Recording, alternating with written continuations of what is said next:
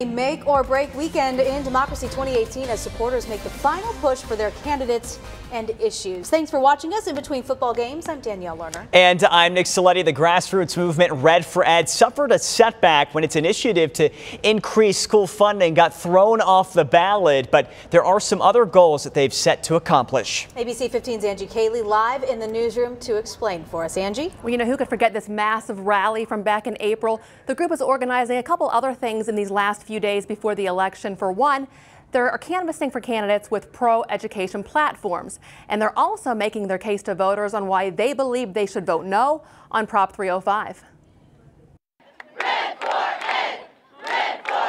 In the dash for the election finish line, Democratic candidates like Kyrsten Sinema, David Garcia, Hobbs, and January Contreras stood shoulder to shoulder with education advocates. The Attorney General has a role of protecting people and protecting our Constitution.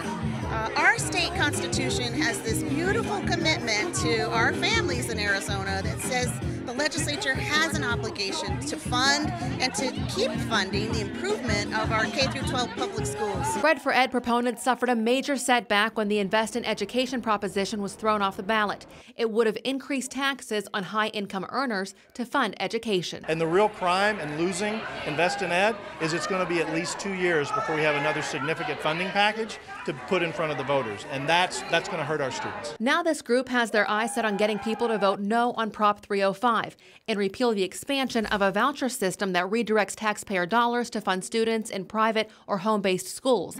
But gubernatorial hopeful David Garcia says it goes beyond this. More than anything, this isn't about a single proposition. It isn't about a single initiative. This is about changing leadership in Arizona. And I believe our teachers understand that. They need to change leadership so that in the future they're not having to battle the governor or the legislature. They've got people up there that are ready to stand with public education. And with all of the talk this election of a blue wave, Arizona Education Association President Joe Thomas says education shouldn't be a blue or a red issue. I want to see an education wave. If that comes on the side of the Democrats, then that's fine. But we educators need champions down there supporting us and finding permanent revenue streams so we can fund our classrooms appropriately and give our students a chance.